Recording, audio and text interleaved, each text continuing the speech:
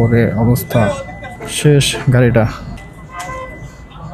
সেই জায়গাটা বন্ধ করার জন্য 3-4 বার বলা হয়েছে, তারা কোনো উদ্যোগ নেয় না এই জায়গাটা বন্ধ করার জন্য।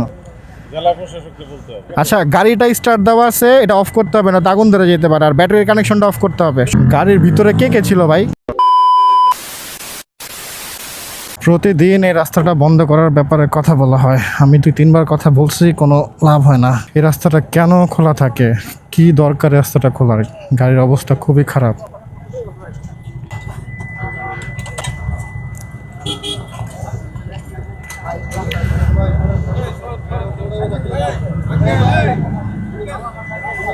ওরে অবস্থা, গাড়িটা শেষ।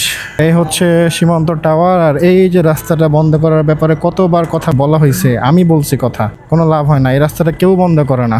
শেষ গাড়িটা।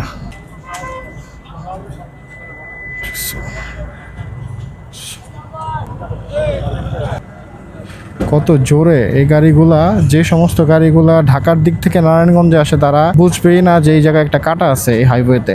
আমরা RDS এর অনেকবার বলা হয়েছে এই জায়গাটা বন্ধ করার জন্য, 3-4 বার বলা হয়েছে, তারা কোনো উদ্যোগ নেয় না এই জায়গাটা বন্ধ করার জন্য। জেলা প্রশাসককে বলতে হবে। আমরা আমাদের ভিডিওতে পর্যন্ত তাদেরকে ট্যাগ দেওয়া আছে, কোনো উদ্যোগ তারা নেয় না। আমরা স্থানীয়রা এই জায়গাতে বাস দিয়ে বন্ধ করছিলাম। এই জায়গার যে হচ্ছে আপনার ওই যে নেশা করা আছে, ওরা বাস চুরি করে নেশা খেয়ে ফেলছে। এখনো গাড়ি যাইতেছে, কি লাভ হইলো?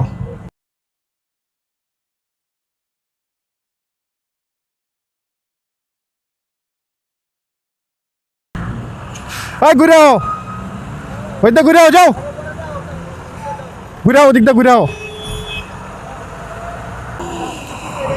আরে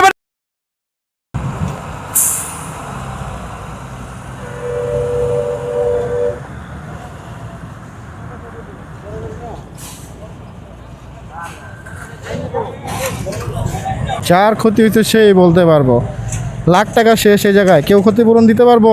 আচ্ছা গাড়িটা স্টার্ট দেওয়া আছে, এটা অফ করতে হবে, না আগুন ধরে যেতে পারে। আর ব্যাটারির কানেকশনটা অফ করতে হবে সবার আগে। ব্যাটারি কানেকশন অফ করেন, গাড়ি স্টার্ট দেওয়া। তো যে ভিতরে লাইট অন আছে, এটা তো আমি জানি না, গাড়ির ড্রাইভার নাই। আচ্ছা ব্যাটারি কানেকশনটা, ওহো হাইব্রিডের তো আবার এক্সট্রা ব্যাটারি আছে ভিতরে। আপনি আগে ও ভিতরের ব্যাটারি কানেকশনটা অফ করে দেন। না না, এটা আমি পারি না। অটো কাজ করতেছে না।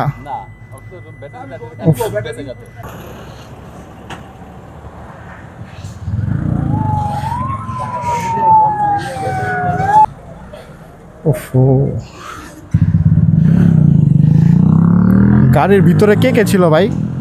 গাড়ির ভিতরে কয়জন ছিল? 2 জন, ড্রাইভার আর হচ্ছে মালিক।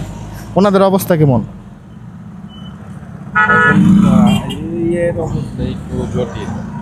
ড্রাইভারের, হ্যাঁ। আমি তো যেতেছি যে ওরা এক্সে দিছে ই করতেছে। এখানে একজন যাওয়া দরকার, যাইয়া অন্তত কোন জায়গায় গাড়িটা রাখি দেখা চালা।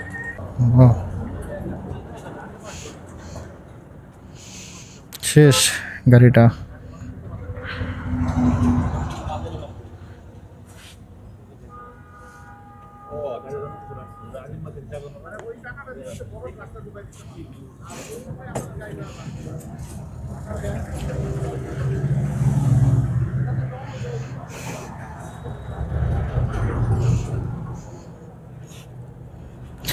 গাড়ি না, গাড়িটা 1 ফুটও ব্রেক ধরার সুযোগ পায় নাই, চাকাই বলতেছে।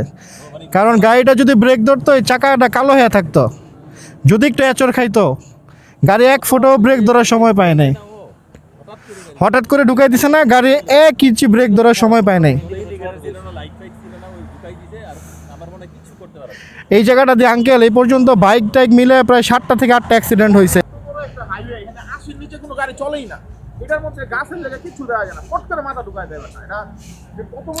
গাছ তো প্রবলেম না ভাই, প্রবলেম হচ্ছে এই জায়গাটা কাটা থাকবো কি কারণে? একটা হাইওয়েতে কাটা হবে কেন?